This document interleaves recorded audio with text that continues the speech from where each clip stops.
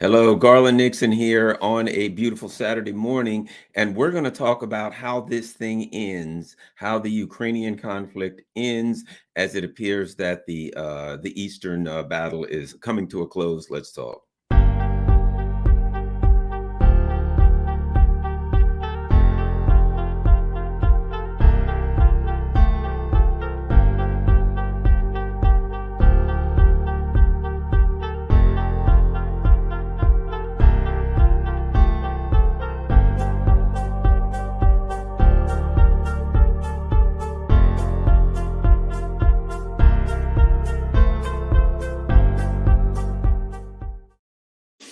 Hello, all. And as you probably know, there are a lot of experts out there. You can go to, you can listen to Scott Ritter and Jacob Dreisen and lots and lots of people, Andre Martinyov, and of course the Duran. And you can hear about Slavansk and Lysychansk and all these places that, most of us can't pronounce. But I'm taking a different perspective. Certainly, it's obvious that things are, shall we say, moving towards a close in eastern Donbass, moving towards an end in the part of in the eastern Ukraine, in the Donbass region, in the area where the Ukrainian military had, the heart of their fighters, the heart of their military was in that area. That's where the Russians have gone toe to toe with him. And, whether it's weeks or a month, it certainly appears that's coming to a close. So let's talk about what happens after that. How does this thing come to a close, right? Let's start by looking at the predictions of some people who are always wrong. That would be NATO. These are the people who thought they were going to, the ones that said Russia is a country, as a gas station masquerading as a country. They're just going to wipe Russia out with their sanctions. And this thing will, piece of cake, it's gravy. Let's look at what they got to say. NATO predicts how Ukraine conflict will end. Well, based on their history, I probably wouldn't go with that one, but let's look at it. The conflict between Russia and Ukraine will probably end with a negotiated settlement. Well, if you consider a surrender, if you consider a surrender a negotiated settlement, I will go with you on that one. Certainly, an unconditional surrender could be a negotiated settlement. When somebody walks up to you and sticks a gun in your face and say, "Give me your wallet," and you hand them your wallet, and they run off with the gun and your wallet, guess what? That's a negotiated settlement. If you really think about it, technically speaking, hey, I tell you what, let's make a deal. I got a gun on you. You give me your wallet, and I won't shoot you. Let's go with that. Here's the wallet. Off the guy goes. You kept your end of the bargain. Hopefully he keeps his end of the bargain. He's got your wallet and you got your life. I think that's kind of what we're looking at the end. I think that's the kind of negotiation we're going to look at the end. So let's go on. Jens Stoltenberg. Let's not forget about this schmuck. You got to love Jens Stoltenberg, a guy who, I've heard said in the area of psychology, neurotics build castles in the sky and psychotics live in them. Jens Stoltenberg is the latter. He's a guy that lives in his castle in the sky where Russia will be destroyed and crushed. So here's the thing I will never forget. You've probably heard me say this before about good old Jens Stoltenberg. In December, the Russians gave the U.S. empire and NATO literally a letter, a written memo that said, here are my demands. Failure to do that could result in military technical measures. And Jens Stoltenberg was like, they have no sphere of influence. Russia does not get a say. They do not get a veto. And I'm looking at it and I'm thinking, You know what that would be like? That would be like me standing there and the guy walks up and he sticks a gun in my face. He says, hey, Garland, give me your wallet.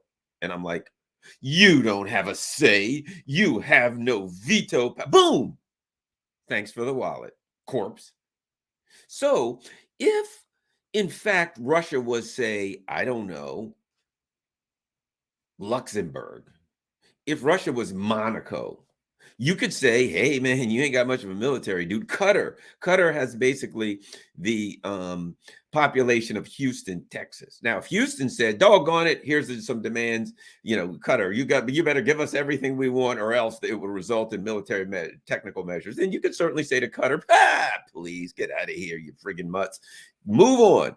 You get no say. You have no sphere of influence. But in this case, oddly enough, Jens Stoltenberg referred to the country with what appears to be probably by far the most powerful military on the continent and more nuclear weapons than any country on Earth. No, you don't get a say. So when Jens Stoltenberg says, how is it going to end? I guess it's according to Jens Stoltenberg, it's going to end like it started. Russia has no say. So he says, most likely this war will end at the negotiating table. It has been said by peace-loving people like myself. All wars end at the negotiation table, even if it's an unconditional surrender. That's a negotiation. We will surrender and you will stop shooting at us. That sounds fair enough. Appomattox, on and on and on, right? We'll stop shooting at you, you stop shooting at us. And here's what happens for an unconditional surrender. You acknowledge that the winning party will achieve their desired political results. Hey, we give uncle. Now, there's another option. You can fight to the death. You can fight till you can't fight anymore. Or, as I argue, you can fight until there is some sort of collapse, which makes it prohibitive to fight, makes you unable to fight. You can't fight, you can't fight if somebody, see, G. Julian just mentioned my little soliloquy, shall we say, on Crosstalk with Peter Lavelle the other day. Really enjoyed that. Thanks a lot. So the bottom line is this. How does a war end? It depends on the parties. Traditionally, if you have two countries and those countries are fighting each other, then the leaders of the two countries are supposedly looking out for the interest of their own country, unless you have like crazy people running the country and they're just looking out for themselves. And ultimately, they're like, we can't fight anymore. We've lost too many people. Where everybody's going to kill. Okay, we give. So what happens here? Stoltenberg says, our responsibility is to ensure. Here's what he says. He's finally did this, acknowledging that an outright military victory was not in the cards. Do you think, Jens Stoltenberg? Do you think? Our responsibility is to ensure that Ukraine is in the strongest possible position and to help it remain a sovereign and independent European nation. Now, first of all, that isn't his responsibility because it ain't your country. Bull crap. It's not your country. It's not, you don't have a responsibility when it's not your country. However, in the real world, it is your country. It is your country. You don't have that responsibility unless it's your country. But since it is, and we know it, and you're saying they remain independent, they're not independent. If they were independent, it would be up to them. Boris Johnson wouldn't be flying to Ukraine saying, don't take a deal. The U.S. wouldn't be saying, we will encourage them to take a deal or we will not encourage them to take a deal. If they were independent, they'd be saying to the U.S. and they'd be saying to Boris Johnson, we haven't decided, or we will or we won't. So they're not independent. But he goes on to say, so what he says is, listen to this. Our responsibility is to ensure that they're in the strongest possible position, right? So that they're in a strong position. Let me just throw this out there to Jens Stoltenberg. So far, if you think your responsibility is to keep Ukraine in the strongest possible position, trust me, you ain't doing so good at that one right now.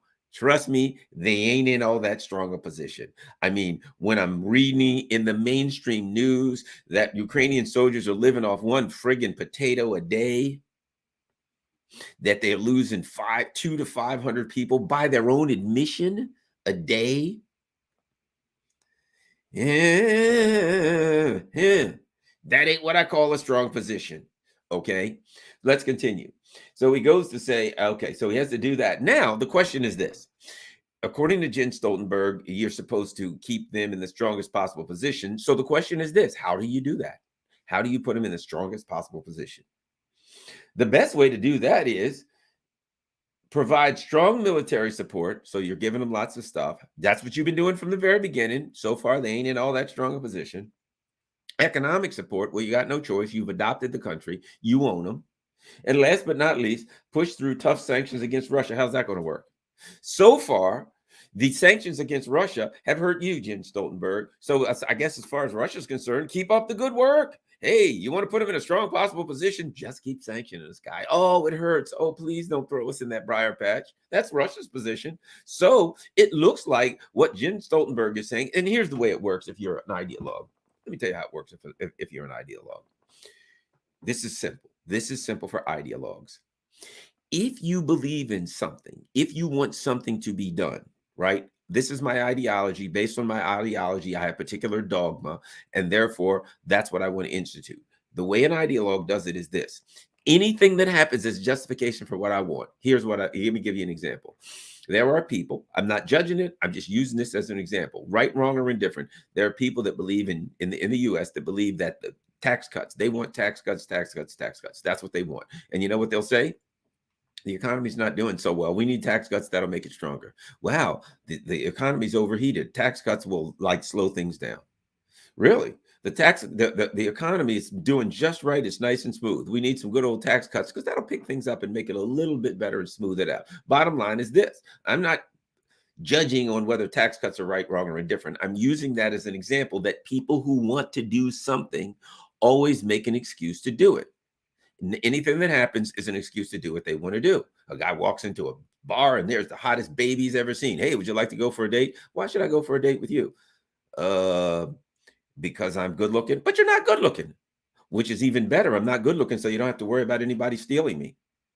Oh, okay. Well, I like a guy with money. You have money? No, but you should go out with me. If I don't have money, because all the other women aren't going to be chasing me because I have all of this money. And so and we can build together and then we'll appreciate it more. Oh, yeah, that's a good idea. I think I should date a guy that doesn't have looks and money because I get, but look, if it works, great. You got a date with a hot babe.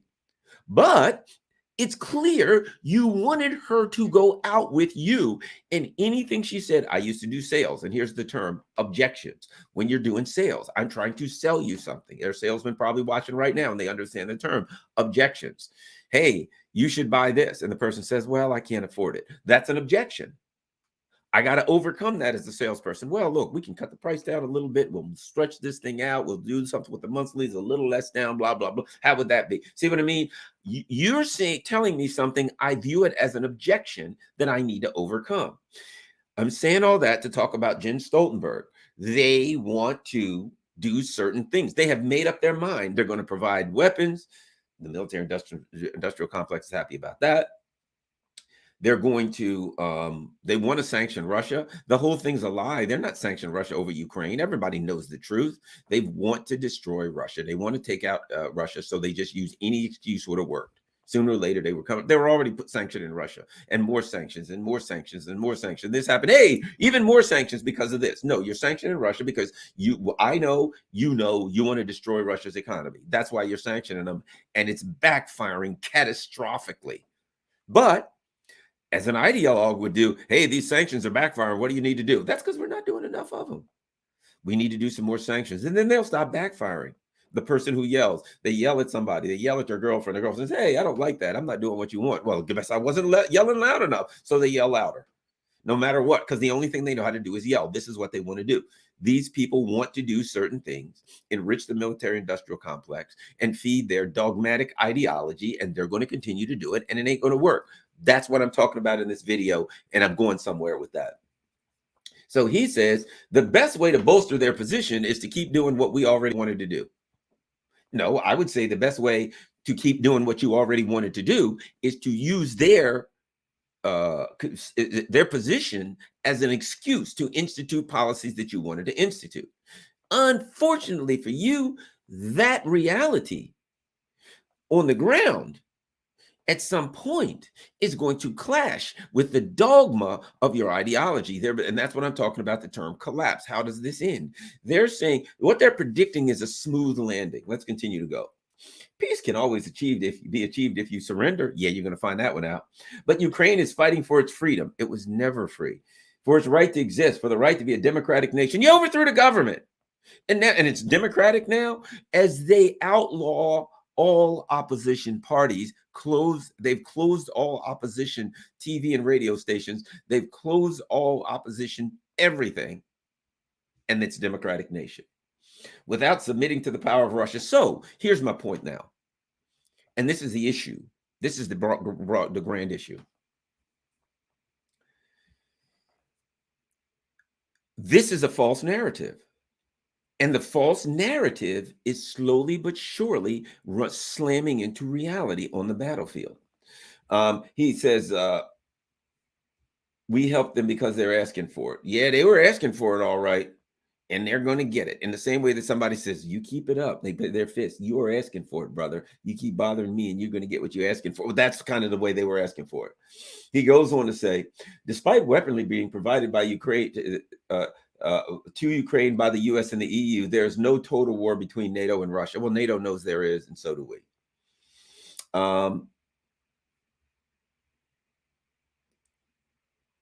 Okay, so let's drop that for now. And let's move on and get to what I'm getting at. So my point is this: NATO, in other words, keep in mind, NATO is nothing but an umbrella. NATO, the United States had all of these vassals and colonies in Europe, and they needed to bring them all together so they could control them at the same time. So NATO is nothing but an umbrella organization that the United States uses to execute power of attorney for Europe's foreign policy. They want to expand it to the East. They want a NATO in the Middle East to oppose Iran. They want a NATO in the Pacific to oppose China. So the bottom line is now the U.S. is being pretty open, saying, look, NATO is nothing but a puppet to execute our foreign policy. We want to execute our foreign policy in some other areas, and it's getting harder because we're weak. So we're going to drag you idiots along with us. So now we're going to expand NATO. Since it's getting harder for us to confront these other countries, for us to raise hell, we need some help. Shut up and do what you're told. And of course, the idiots in NATO are shutting up, doing what they're told. Jens Stoltenberg for one. Okay, so let's keep going. Oh, someone said, you got me all confused. Yeah, I am confused too, but now I'm going to get somewhere.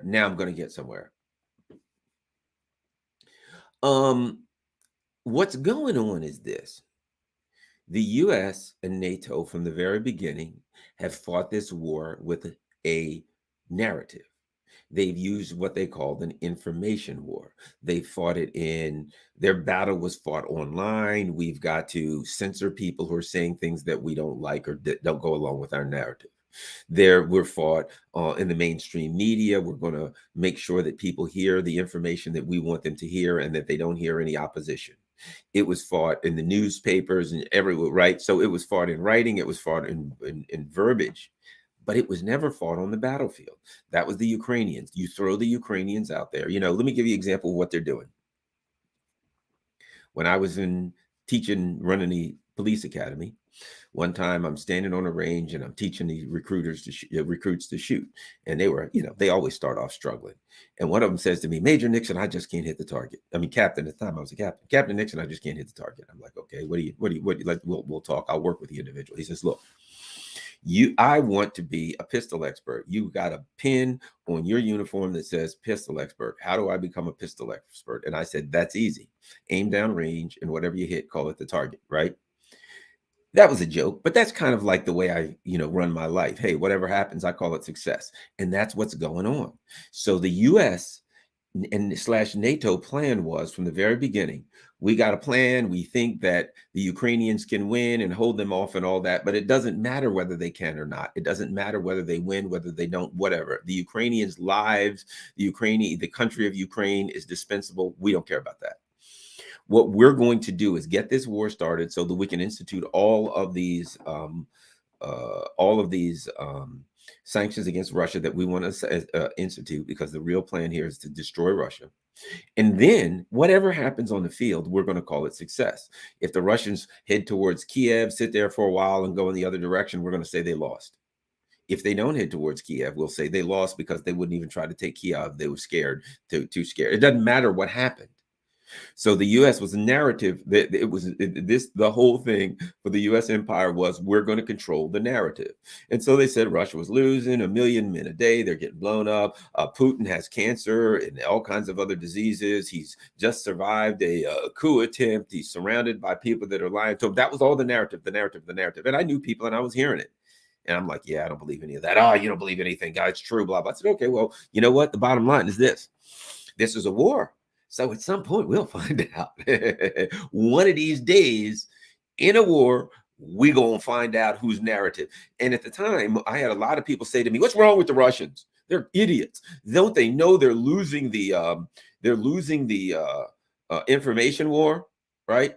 And I remember tweeting, and I'm paraphrasing this tweet one time, and I was like, there was a bunch of Ukrainian soldiers in eastern Donbass, completely surrounded by the Russians, artillery being rained in on them every day, curled up in their holes, ducking shrapnel, and they got a message on their phones from Kiev, and they said, "Hey guys, good news, we're winning the information war." That's the reality of it. That's what's going on now.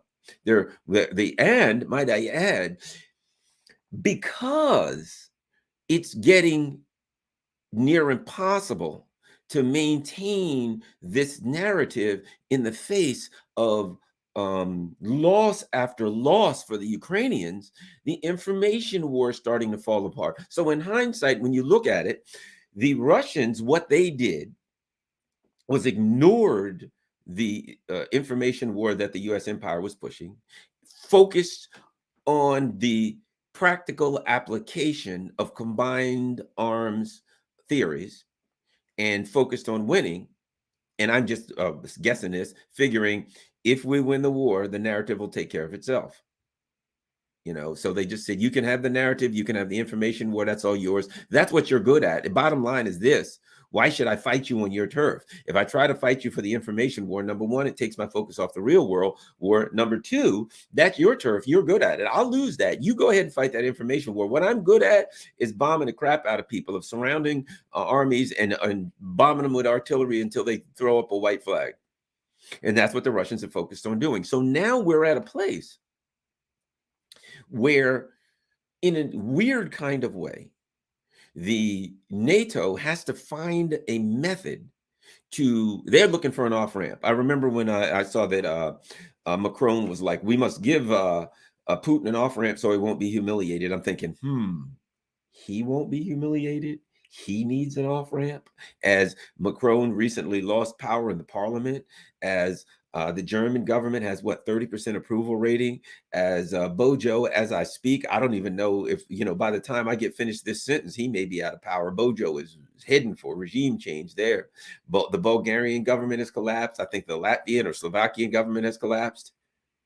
So what we're looking at is reality of what's happening on the ground in Ukraine, combined with the blowback from the sanctions.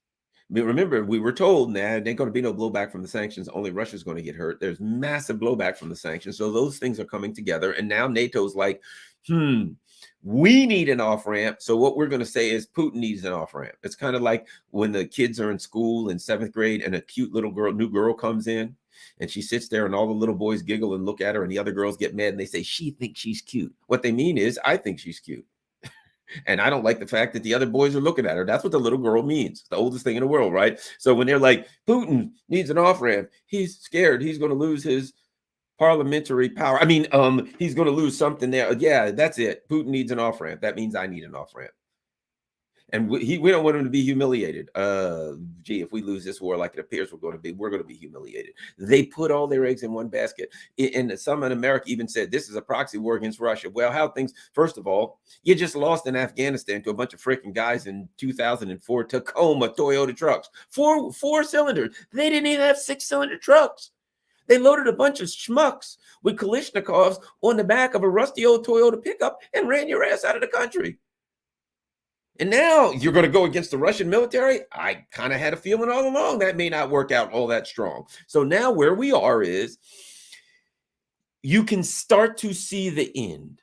What happened is the Russians did what they were going to do, but all along, and this is what many of us thought, all along, the Ukrainians foolishly put all of their troops in one nice little cauldron.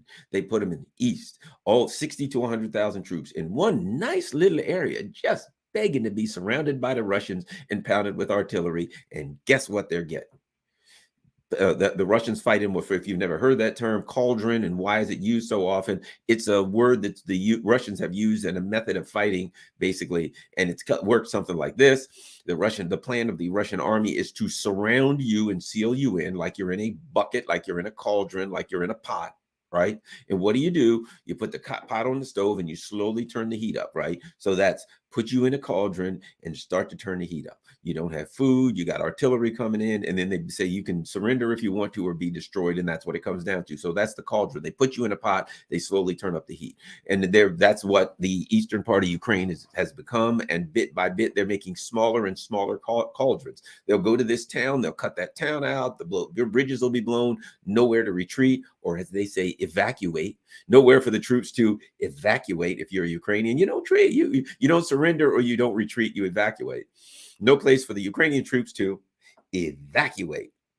And then they got to either throw up the white flag or off they go to Valhalla, right? I guess that's where Nazis go, is Valhalla, because they like that whole Norseman historical thing. So it's a free trip to Valhalla. That's right. It's almost like a game show. Tell them what they won, Johnny. That's right. Adolf, you've won a free trip to Valhalla. That's right here on 155 millimeter Soviet artillery will rain down on you, giving you a first class ticket to hell, where you can park as long as you'd like. That's right. That's what they're getting.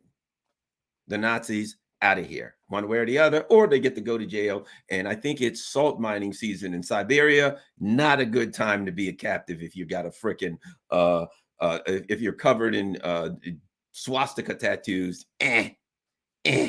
You might want to accept the artillery, because either way you look at it, your life ain't gonna be good. You ain't gonna be happy. How do we put that? How do we put it like that? You ain't gonna be happy. Okay, so we go forward. So what's happening here? Why do I say this business about collapse? Because to negotiate the end of a military conflict is to have a smooth landing, to have a controlled landing, a controlled end. We've got a war going on, and everybody gets killed, or everybody gets blown up, or we have a controlled ending where both sides has input. Because even in unconditional surrender, you have some input. The other side said, this is what we're going to do, this is what we're going to do, this is what we're going to do. And you say, okay, if you do that, we'll lay our arms down and our soldiers get to walk away. That's some input. At least your soldiers get to walk away and they don't all get killed. So you've got some bargaining power. The advancer knows that, look, if you fight to the last man, they're still going to keep losing stuff. They're still going to keep losing people. Yes, they're going to win, but they're going to lose some people. So guess what? They don't lose any more people. You don't lose any more people, and you can get back to whatever it is the hell you're doing, right? Some kind of way. So there's a controlled end, and both sides get some level of input. One side, the winning side, just gets a whole lot more input than the losing side, but the losing side gets something, right? As opposed to collapse. And that's what I'm predicting here. I'm saying all that stuff to say collapse. Because to me, collapse is a sudden, like a building, right? You have controlled demolitions where you dynamite in certain areas and you control the way it comes through, or uncontrolled demolitions where there's a hurricane and the building or an earthquake, building just shakes, it falls, right? So when I say collapse, in a way, I'm not talking about collapse for both sides. I'm saying the Russians can view it through the lens of victory, but any outsider looking at Ukraine is going to view it through the lens of collapse, because the Ukrainians, since they don't have agency for their own country, since the truth is the people, allegedly Zelensky and people around him, many of whom come from the entertainment industry. Some of his closest confidants come from the entertainment industry, so they know nothing else but narrative. Some of the other confidants come from the Nazi industry, and they know nothing but being Nazis. So at any rate, so the US and NATO have a problem here, and that's why I'm saying collapse. They got to do two things. They have to maintain the illusion that Ukraine is an independent nation making its own decisions. At the same time, they maintain full control of Ukraine. If Russia says we'll talk to Ukraine, whatever, then the Ukrainian leaders or whatever has to say, this is they got to say, tell us what you want to tell us, make your offers. Now we got to go back to our bosses and our owners and present it to them in Washington and see if they'll buy it. So there can't truly be a negotiation because the Ukrainians and the US have to maintain an illusion that Ukraine is an independent sovereign nation when it isn't. So, how can you maintain that illusion and still get down off of this perch? Additionally, get out of this mess, hell of a mess they're in. Additionally, and I've talked about this before. The Russians, there's no trust. Why would the Russians trust them? They came up with the Minsk agreements. They came up with Minsk Accords 1, Minsk 2. They had an agreement. The Ukrainians didn't keep the first agreement they had. And recently, former US puppet and president of Ukraine, Petro Poroshenko, said the only reason we did the Minsk agreements was to hold the Russians off for a while we rebuilt the army and prepared for war with them. That being said, why would the Russians agree? The last time we made a deal, I've now found out that you didn't really make a deal, that you wanted to clobber me over the head. And you were just like, it's like somebody reaching out to shake your hand, and behind their hand, they got another, behind their back, they got a knife so they can grab you, pull you forward, and knife you. That's all it was. It wasn't a deal. So for starters, there's no trust. The Russians are not going to trust the US, or they're not going to trust the Ukrainians because they know they don't speak for themselves. They're not going to trust the Ukrainians, the US, and or the EU because they know the US is in charge, number one. And number two, you've already told them, Petro Poroshenko already said, the last time we made a deal with you, it was just to hold you off till we could come back and get a knife to your throat. So they're going to be like, nah, we ain't much on a deal. So the Russians aren't going to be much on a deal anyway. So what are you going to have? I think, here's my prediction. This is where I've been going the whole time. At some point, I think the Ukrainian slash DC neocons slash EU present something to the Russians where they say, look, if we get this far, so let me give you some options where they say, look, we want a deal, and they're going to present something preposterous. Like, here's what we do. You only have to go back to here and give us this. And as though they have some level of power, right? As though it's even power dynamic. Okay, Russians, we'll do this, but you have to do this. And the Russians are going to be like, oh yeah, really? Really? We have to do something? Okay, well, tell you what, you can take this agreement that you mailed us and you can wipe your butt with it, because we're winning, and we're just going to be, while you guys are mulling around, we'll be over here taking Odessa and moving our land bridge all the way up towards Transnistria. We don't need a deal. You do. So of course, at that point, if this is the direction it goes, at that point, the EU will then go to this is all the US knows how to do. Narrative. I can't believe the Russians, they're unreasonable. We tried to work a deal with them and they won't even listen. My God, they're barbarians and madmen, blah, back to the narratives. And the Russians are going to be like, sorry, I can't hear you. There's explosions going on right now. We're too busy taking Odessa and moving up towards Transnistria. You guys keep yelling in your little canyon so you can hear the echoes. We don't care. In case you haven't forgotten, we're the ones winning. And they're just going to keep imposing their will on the region. Now, the other thing is, because what's NATO going to do? Threaten them? Either take the deal or else. And Russia's going to say, well, then it ain't a deal, is it? If you're threatening us, saying take the deal or we're going to do something else, what are you going to do? Are you going to attack us? If you're going to attack us, you might as well go ahead and do that now. If you're going to sanction us, you've already sanctioned us as much as you can, and don't piss us off too much, because we may turn off the gas completely on Europe. So you might want to halt. You might want to think twice before you keep going with the sanctions. We've already had some mechanical issues that have caused us to have to shut down the gas, to slow up the gas to Europe. We've got some maintenance going on in July where we're going to have to shut the gas off to Europe for a full 10 days. So look, guys, these gigantic pumps that pump gas to Europe are kind of unreliable. So I'm just saying, if this sanctions business gets too far out of hand, some maintenance problems could get to a point where we can't supply you gas at all. So just be thinking about that while you're working around coming up with your threats and sanctions. That's what I see at some point. So, and we're already close to there because the Russians are already having maintenance problems and cutting the gas down to the EU. That's what I see as a potential here. But let me give you the potential that I see more likely. Okay, so I wanted to give you two options. That's the option, and this is why I see this one as more likely. So if you notice, that option didn't I didn't communicate a very high probability of success, of a diplomatic end to this with success, because the fact of the matter is, in order to get a deal, the truth is this. Let's get to the bottom line. They'd have to acknowledge that the Russians won. The U.S. empire would have to acknowledge that, it would have to have a kind of a tacit admission that it lost. They'd have to say, we're going to give the Russians what they want, which means they lost, which means what'd you fight this whole damn thing for, and give the Russians what they wanted anyway, what they would have taken if you hadn't given it to them. The only option is the Russians have already decided what they want. And you can say, we'll give you everything that you want and you don't have to fight for it. That's option one. And that's an admission that you lost. And then it becomes, why the hell did all these people have to die and you have to wipe out our economies and give them what the hell they wanted anyway? Why didn't you do it beforehand? So they can't, the West can't really do that.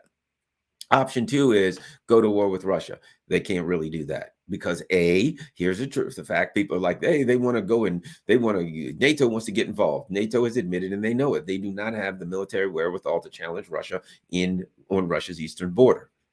They don't have the military wherewithal to do that. They've got light armor. They don't have the Air Force. They don't have the things they need to go to war with Russia on Russia's border. If they try to go to war with Russia on Russia's border, the immediate losses will be untenable. And of course, as we know, it could go nuclear, and then you've just destroyed you've just wiped out everybody on earth. For Ukraine, I don't see Biden's team doing that. I don't think they give a damn about Ukraine, every last Ukrainian dying. They just care about saving face. Okay, now let's go to what I see is more likely, since I don't see that as likely.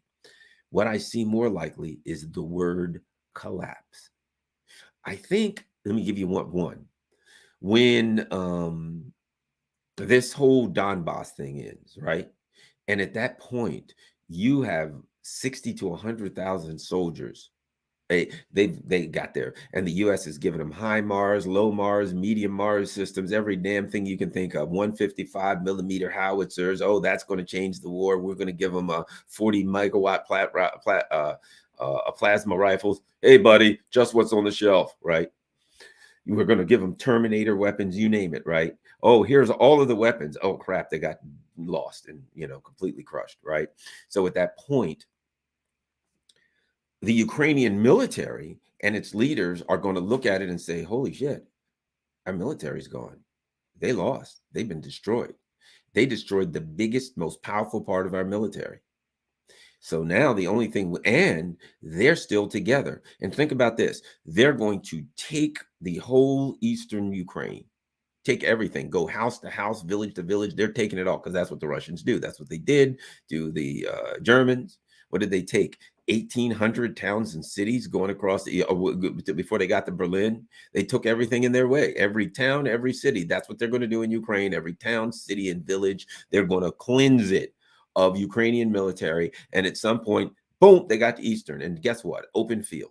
Now they can bring all of this power to bear in Kharkov and Nikolaev and Odessa, and they can just really, walk right through there. And so at that point, the rest of the military leaders of Ukraine are going to have to look at it and say, they've taken out the most powerful part of our military, and they're still coming. And the people that did that, these battle-hardened guys, are coming for the rest of them. At that point, you could see some kind of a coup against Zelensky, where the military just says, none of this. We're not just going to get the rest of our people wiped out.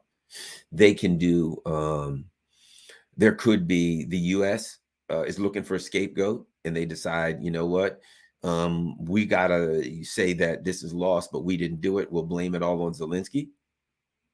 So the U.S. could see Zelensky as the scapegoat, and he could run into an untimely demise or something. Anything could happen to him. I'm just saying, I don't wish death on anyone, certainly not anyone, any politician, anyone. I'm just saying it's very dangerous to be between the United States and humiliation. And the U.S. may say, okay, we can scapegoat this guy, put somebody else in charge, and that new person can strike a deal if they can. And so there could be some form of coup where either the military, and I suspect if the military could, they would be the ones most likely to make a deal with Russia, Because keep in mind, some of the high-ranking military people in Ukrainian, they went to Russian military academies. They went to, they personally know some of the Russian high-ranking. Some of their high-ranking people personally know some of the Russian high-ranking people. There may be those in the that says we got to work out a deal because we're all just going to get crushed. Let our guys go back. They'll let the guys who haven't been killed go back to their business. Say you're not going to prosecute any of our guys. Give our soldiers back, all except for the Azov, because I know you ain't giving those back. Let them go back home and unharmed. And then, you can have your land bridge to Transnistria or whatever you're doing, something like that. There could be a new group of people running the government who actually want to be independent. And that could be problematic for the US, but that's a possibility.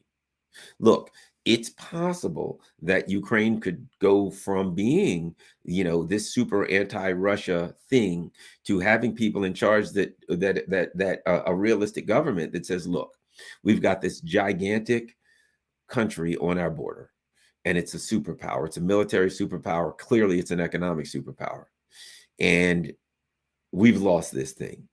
The wise thing for us to do is to kind of align with them and say, look, no hard feelings. Perhaps we could get our economies kind of tied up together and we could get going again. So there's remote. There is the possibility that people could take over who could decide that they want to align with Russia. People think it's not possible, but it is possible. Such things have happened historically. I think also, so you could just have, here's the other one too, that's quite likely. And that is an uncontrolled collapse, wherein there's infighting amongst between the crazy nationalist Nazis, between the Zelensky backers who are puppets to the U.S., and between maybe the military and or political realpolitik people who say, look, I love me, they could be some form of nationalist, but not the rabid Nazi nationalist. And they say, look, we want some form of resolution to this where our country is viable again. And the only way for us to do that is work a deal with Russia. So that's possible. But I see a good possibility of an uncontrolled collapse where simply there's nobody really in charge, where there's a fight for power. And if there is a fight for power, the US and NATO can't really, what can they do? Can they come in and bail them out? And then, you see, if the leadership in Kiev falls to pieces, right? And it becomes kind of, an out of control badland, shall we say. If NATO and the US come in, then they admit that they own it then they admit that it's a colony. Then they admit that they are in control of it and it's not a country. And then they say, we're running a country on Russia's border. And that don't look good. And Russia says, that's what we told you all along. So if this country falls into disarray, which I kind of think is the direction this thing is going, then it puts NATO and the US in a position where they have no one to bargain on their behalf. Because right now, Zelensky is acting on the behalf of DC/NATO, of Washington, DC, of the neocons. He's their mouthpiece. What happens if that country, if that falls, if things fall into disarray and they don't have anyone there who speaks for them? They have the neo-Nazis, but the neo-Nazis don't play well with others. The truth is, when times get hard, the neo-Nazis ain't listening to them. They're going to say, we must continue to kill all the Russians. That's all they know. They're knuckle dragging apes. So if the knuckle dragging apes think they want to be, see a pop, I guess here's the term I'm using. Let's use this term. This thing collapses into a power vacuum and becomes a badland, right? At that point, Russia could allow Hungary and Poland to suck up part of Ukraine. They could just say, well, now that it's a power vacuum, it does not have a real military or anything else. And at that point, if there's a power vacuum, the military dissipates. I mean, there's who's supplying them, who's ordering them, who's doing anything. At that point, the military falls apart. So I'm going to end this thing by saying this. My prediction is that Ukraine collapses into a power vacuum. And at that point, the Russians can do whatever they want, institute this thing however they choose. And let me add this: NATO doesn't have any options, because They got nobody to bargain with. They can't say the Russians are doing this or that with the government when there's no government. And now they have the West Ukraine, which Russia probably isn't going to screw with a bunch of neo-Nazi idiots armed to the teeth. Armed to the teeth. They got a bad land. They got Mad Max in Western Ukraine because the Russians are clearly setting up and organizing Eastern Ukraine to be part of Russia. And at that point, let's be honest, they're going to have referendums. Once Western Ukraine is a bad land, an ungovernable bad land, once it's Libya, right? At that point, who the hell, if they do referendums, who the hell is going to want to be part of that? So the Russians do the referendums, Eastern Ukraine, all of the land that they took says we want to be with Russia. Boom, that's done. And then at that point, I think Russia says to the NATO, well, the bad land over there, yeah, it's yours. Do with it what you want. Oh, by the way, if we start seeing any missiles show up or anything that's going to threaten us, we're going to blow it to hell. So you understand that right now there's Western Ukraine. If you think that you're going to start building bases in Western Ukraine again, those bases ain't going to get far. We're going to turn them to rubble. It's up to you. We ain't telling you don't do it, but if you do, we've already telling you that when you start guys working on building bases and missile, you might want to write down their names and write letters, prepare letters for their families, because they're going to be blown into so many pieces that there's not going to be enough left to identify them except by using some level of sophisticated technology, because you ain't going to be able to see their face or anything else. So I think that's where we're going. The Ukraine collapses. NATO is unable to manage and negotiate any kind of settlement. The Ukrainian government is not representative of Ukraine, and that the veneer and illusion of democracy falls apart, and the parties in Kiev are so unstable and over the top that they're unable to work out a practical political end to this, and this thing falls into disarray, and the Russians just take what they want, which is what they're going to do anyway. They don't need a deal, and they set it up, and they say, okay, well, we got the area with the gas fields, the wheat, the coal. We got everything we wanted here. We got the mines. We got the whole coast, the Black Sea, the Sea of Azov, all that stuff. We got it all, and we'll just keep it. We've got all the major industry and the steel and blah blah blah blah blah.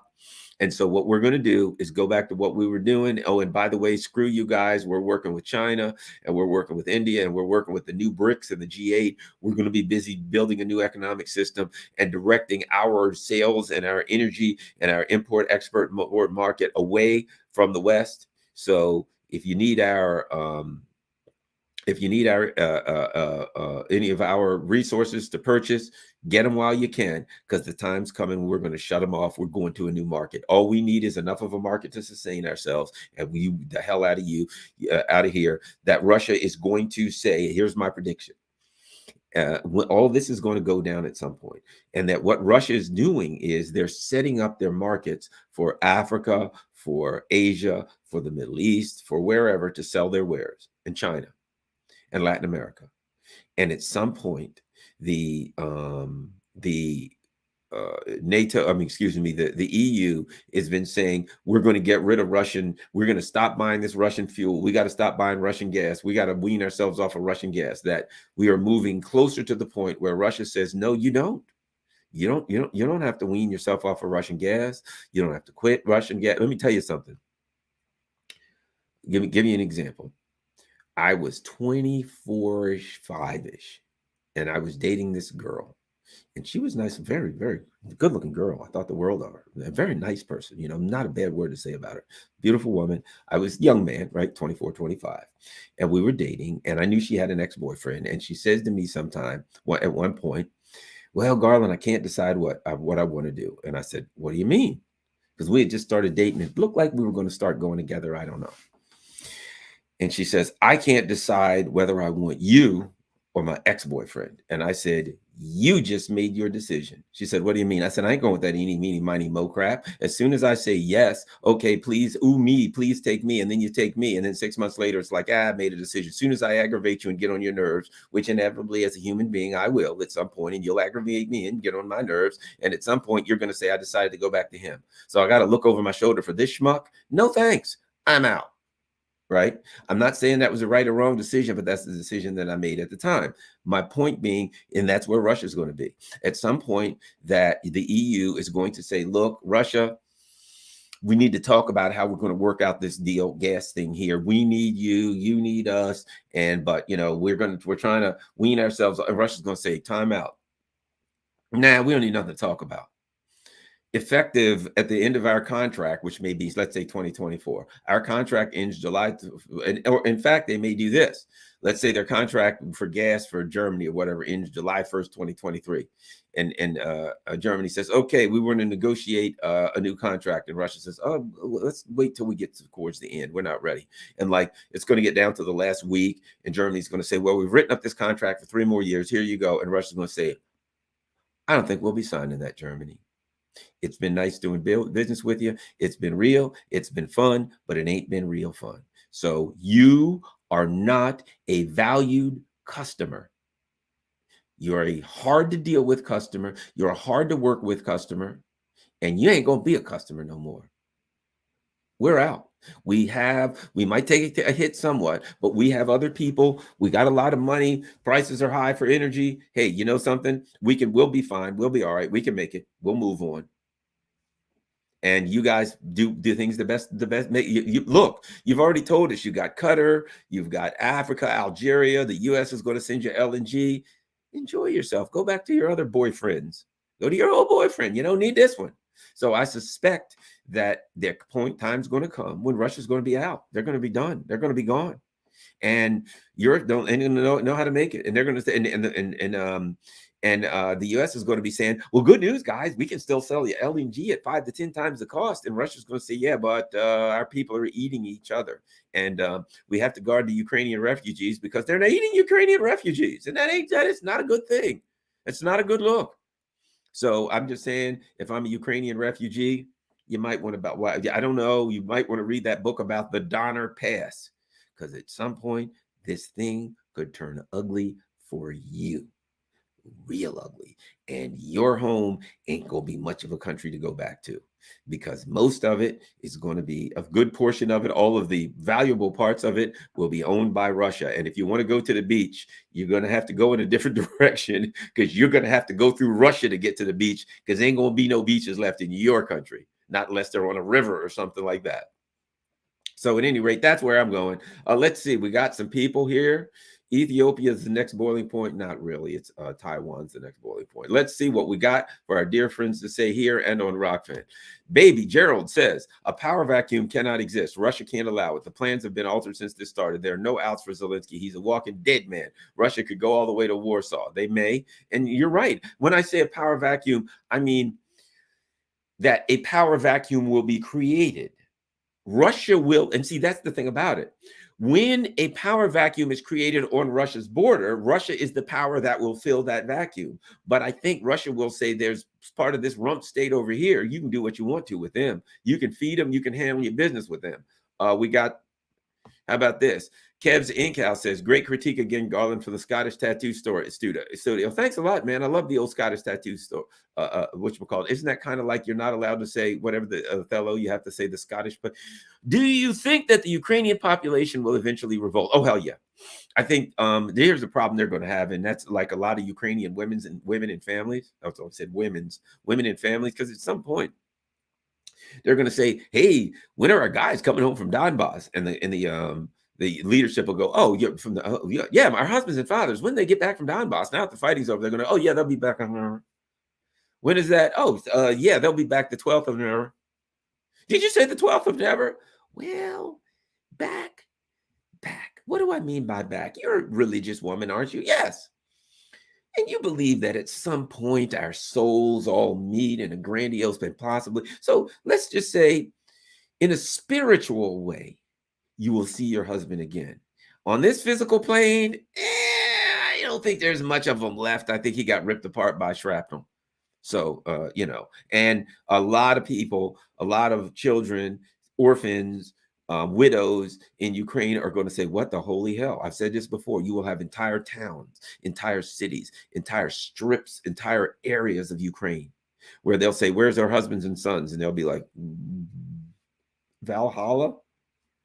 They're out of here.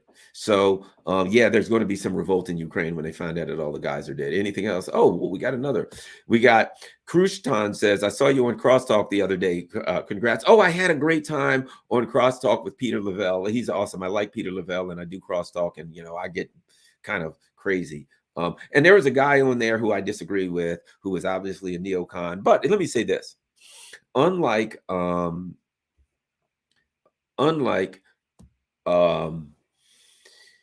the Western media, I look, I disagree with the guy. He was a neocon. I give him credit for coming on. You got to give the guy credit for coming on Crosstalk. You got to give him credit for going on RT and voicing an alternative opinion. I don't have to agree. Remember, I was on Fox News for 10 years, right? Almost 10 years. I was on everybody on Fox News that you'll see except Hannity. I wasn't on Hannity's. So I was on, with Bill, what's his name? I was on, all of those shows. I was a regular on Laura Ingraham show, a regular on America's News Headquarters. I was on, you name it, Cavuto, on and on and on. I was on all of that stuff, right? Regularly at Fox, and I didn't agree with those people. But here's the bottom line: I respect people who believe in a healthy conversation amongst parties that disagree. So the guy that came on Crosstalk, as much as I disagree with him, I do respect the fact, Bruce something or other, I respect the fact that he came on RT and he disagreed with people. That's healthy. That's good for society. So thanks. Baby Gerald, thanks a lot. BG. Tom Luongo went on Crosstalk. Like Tom, he's known him for years. He's a good guy. Again, a guy that he's more libertarian. I don't agree with him on everything, but I like Tom. I like him. He's a good guy. Let's see. Oh, we got now here. We're going to go over to Baby Gerald. Nixon Door 24. Now you're talking. I should run. Nixon 10, rested and ready. Great UK coverage, better than anything on MSN. Thank you, thank you, thank you. We got. I'm looking. I want to make sure the people who donated and who said that, and that was a tip from Gerald Smith on Rockfin. We go over to, what else are we going to? There's got to be somebody. Oh, hey, keep up the good work. That's John T. on Rockfin. Appreciate your level-headed analysis and the humor. That's Biodigital Goblin on Rockfin. Thanks a lot. We've got Waiting Patiently is tipped on Rockfin. So we've got somebody else. Jenny Lancaster. You notice I say Lancaster, not Lancaster. Why? Because I'm used to going up to Pennsylvania Dutch country, and they don't call it Lancaster. They call it Lancaster County. So thanks a lot. Anything else? Tucker only gets to say what Murdoch lets him say, a limited hangout. I don't know. I've been on Tucker Carlson's, a while back, and he let me say what I wanted to say. I disagreed with him on some stuff. And, but I mean, I like Tucker. He seemed like a nice person. He treats you with decency and respect for all the things I disagree with him. I like Tucker Carlson, and I respect, again, here's what I respect about Tucker Carlson, that he will allow people to come on with opposing viewpoints. That's all I'm talking about. All right. Well, it looks like let's see. We got one last person that says, you should look at the bridge between China and Russia. They're nearly integrated completely. Yes. We got the Russian media is very colorful, and Russia has a vibrant democracy. It's a shame that the English speaking world misses out on this. Wyon says India is a superpower. Let me mention this about India. One of the reasons that India has to go along with really Russia, and even though they don't like China, they have to, because India aspires to be a superpower. And what India can see now is this. It's aspiring to be a superpower. And India knows if we become like Russia and China, where we are serious world powers, the United States is going to do the same thing they're doing. They're going to surround us. They're going to threaten us. They're going to try to destroy our economy. Everybody knows the play now. If you become a world power, the United States is going after you. So you have no choice. All other countries, any country that aspires to be a world power must join together to fight back against the United States, because now they all know what the United States does when you become a world power. They attack you. All right. And he has been an important role play. Yes, they have. So do I, but okay. Tucker cannot be trusted. Well, here's what I have to say. I don't trust.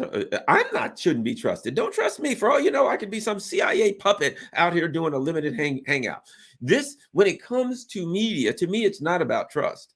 I don't care who says it. I'm a what person. If Tucker Carlson says it's raining, I don't trust or not trust Tucker Carlson.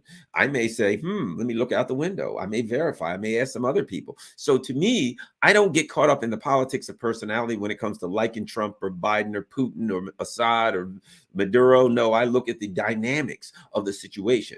In the same way with Tucker Carlson, I don't trust or not trust Tucker Carlson. I see him as a conduit for information. I look at the information coming through him and I say, do I agree with it or not agree with it? Can I substantiate it? Can I not substantiate it? I appreciate that Tucker Carlson will provide a platform for people that the mainstream media, a lot of people in the mainstream media won't. I appreciate that for Tucker Carlson does that. I've met him personally. I've been on his show. I like him as a person, whether I agree with him or not.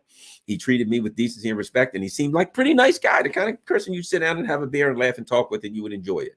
You know, not the woke mobsters that sitting around looking at you that claim they're right on all of the issues, but they're arrogant and they're know-it-alls and they're just waiting to attack you because you use the wrong pronoun. You know, I ain't for all that kind of crap. I'd rather sit down with Tucker Carlson, a guy that I disagree with on things, and have a fun barbecue in the evening, you know, and throw some salmon and something on the grill and open a cold one and talk about the game. That's what I'm all about. I don't need to sit around and, you know, discuss whether or not we're doing the right virtual signals and make sure we all have a pride flag on our front door. I ain't there. I mean, I'm not opposed to that. If you want a pride flag on your front door, I could care less. But you don't have to make a big deal out of it and do all of this virtual signaling. That's all fake signaling. That's all I got to say. At any rate, Mark says I will go fishing with him. Let me tell you something. It's funny you say that, because guess what I'm doing? Guess what I'm doing this afternoon? Garland Nixon is, I don't live far from the bay. Going down to the bay, and I'm going to try my luck. And I'm a good fisherman. People who don't know how to fish try their luck. People who know how to fish catch fish. I ain't trying my luck. I'm catching fish. I know what the hell I'm doing. But thanks a lot. Let's see. At least Tucker isn't a Dan Bongino. I don't know much about Dan Bongino, but I do know he does a lot of the pro-war crap. Tucker can't say everything, so he can say anything. Interesting. All right. Well, thank you very much, everybody. A couple of things. Number one, everyone here, please join my Rockfin channel. There's two ways to do it. You can become a member or a subscriber at $9.99, and I push subscription because it helps keep the channel going on. Rockfin is a subscription. You might not know about Rockfin. Rockfin was started by some guys that were at ESPN, just so you know. It's ROKFIN.com. And so they wanted to do kind of a YouTube sports kind of thing. And when you go on there, you'll see a lot of wrestling, MMA, that kind of stuff. There are a lot of channels on Rockfin, just so you know a little bit about Rockfin. And they don't do advertising. It's a subscription-based service. I put my stuff on Rockfin. They don't censor, so it's really great. I think, to be quite frank, the video and audio is better on Rockfin than it is on YouTube. That's something they focus on, just so you know a little bit about it.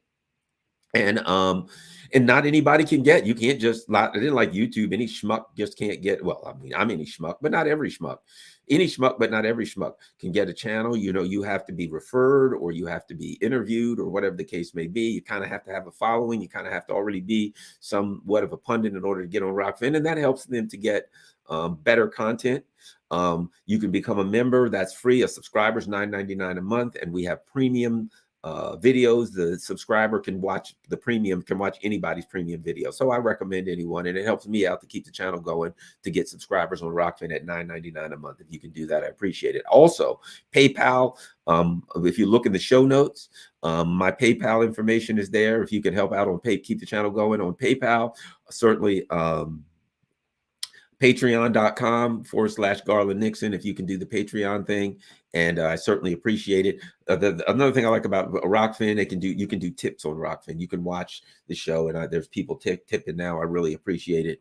But believe it or not, there's a lot of good stuff on Rockfin. One of my favorite is a good friend of mine, Ryan Christian, the Last American Vagabond. He's a funny guy, and T Lab is great. But you've got Slow News Day and those guys. You've got, and then all the regular people, Jimmy Dore and Max Blumenthal and all that stuff. So please become a member and hopefully a subscriber of over at Rockfin. Anything you can do, PayPal or a Patreon to help keep the channel going is highly appreciated. Thanks a lot. Hey, Camilla V, same to you. Look, Camilla V gave me a heart. Camilla, heart to you too, Camilla V. Thanks a lot. Thanks to everyone. Last thing, Reckless Abandon, who I've known for a long time, since back in my Fault Lines days. Maybe Garland has lots of secrets that allow him to say what he says. Let me say this about that. I'm glad you said that. Funny thing about that, and here's the thing. I think it's because I studied Zen. Reckless Abandon, I'll talk with you, but that's good. I'm glad he asked that question. So before I go anywhere, let me talk about that a little bit. I just say what sometimes people will ask me, what's the deal with you, Garland? What's your agenda? And luckily I studied Zen and I studied, hundreds of hours of Alan Watts and read his books and read Zen and studied Zen. And this is what I've come to. This is what it really is, Reckless Abandon. This is the truth of it. You only live once. 100 years from now, we'll all be dead. A million, trillion, million years from now, we'll all have been dead for a million, trillion, million, trillion years from now. And at that point, what the hell difference does it make, right? So the way I see it is, we only have but so much time, and we should enjoy ourselves. And I enjoy talking about this stuff. I really have fun doing it. And I study and I read and I read and I study. And I've been doing that for many, many, many, many years. And it has given me an insight that is political and an insight that is historical. And because I studied philosophy and Zen, an insight that's philosophical. And I'm able to bring those things all together and to say the things that I like and enjoy it. So secrets, nah, I'm pretty straight. I was in law enforcement for 20 some odd years. And I worked on it was fun. I did stuff you wouldn't believe. I was worked on a police boat, right? did search and rescue. It was like a movie on a police boat, man. I mean, nighttime, wind, and I'm out there. I've got I have an award for diving in the water at night in a storm and saving a guy. And so it's like some kind of a movie. I lived that. I was a hovercraft pilot, did search and rescue on the bay on a hovercraft, and a hovercraft a mechanic. Then I started working after 2001. So I'll give you a little bit of my background. So, I started working with my police department. I ran what was called our Homeland Security division, which, to be quite honest, I made it up myself and went to the superintendent and said, we need a Homeland Security division. He said, sure, you're in charge of it. No, I had like one sergeant under me, but we called it the Homeland Security division. And I ran our aviation division. I ran our training division. I ran our I was the chief of investigations division. So I know this stuff. I've got a lot of law enforcement history. But when I started doing that, I started going to a lot of meetings with the feds, with the FBI's Joint Terrorism Task Force, a lot of training with DITRA, the Defense Threat Reduction Agency. What I was trained by them was how to go to a facility and determine whether or not it's vulnerable to attack from crime and terrorism, and how to prevent that, how to set it up so that terrorists can't get to it. So I did all that kind of stuff. And then at some point I was the assistant commander of field ops. I was a major, and it was August, and I just I had enough of this shit. I'm tired, and I retired. And then I went and I sold insurance. I had all my insurance, life insurance, health insurance. I did that for a while. Then I started teaching in college. I taught criminal justice in college, all kinds of criminal justice, organized crime. That was a lot of fun. I guess I taught organized crime. I'm kind of an expert in that. And then that's when I started doing sales. I left there. I started doing sales, decided to do sales. And that's when I started got kind of discovered at Fox. I got called from New York, and they asked me to come up and do some segments. And then I started doing Fox, and the next thing you know, I was really in the media, and that's it. I mean, that's the only secret I got, and I guess it ain't a secret because I tell the truth. So that's it. My secret is I just say what I'm thinking and what I believe. It's a stream of consciousness. It's just what's coming out. And like, there are people, I mean, I may say something about Israel because, I'm not thrilled with the way the Palestinians are treated. I may say something about any country, and people are like, Garland, how can you say that? That's dangerous. And I'm like, yeah, I'm going to die one day anyway. Who the hell knows if they're going to blow my car up or something? I'm out of here, whatever. Then they'll call me a martyr. Who the hell knows? I don't know. Or I could trip and break my friggin' neck. I could go fishing a day and fall overboard and drown. I live to live, not to worry about what's going to happen to me in the long run. So that's me. That's who I am. That's what I think. There you go. That's my secret. Kind of like the Hulk, Bruce Banner, when he was asked what's his secret, he says, my secret is I'm always angry. That's my secret. There you go. I'm always angry. Thanks a lot, Reckless Abandon. Whoa, we got a couple more people that I got to hit. Super sticker, see you in Hong Kong. And oh, wow, we got a big one here.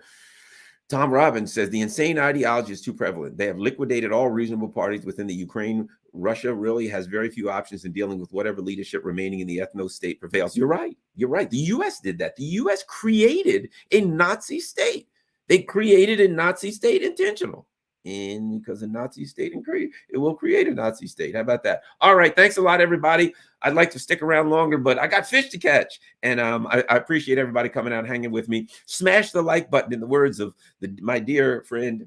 He's not my dear friend. I've never met him, but Alexander Christoforus. I have met Alexander McCorus, met him at an Assange event in London, and what a wonderful! I met him and his wife. Wonderful.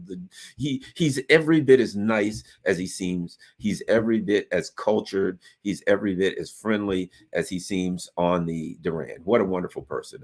Just an absolute giant of a man when it comes to everything about him. I love him, Alexander McCorus. But at any rate, smash the like button.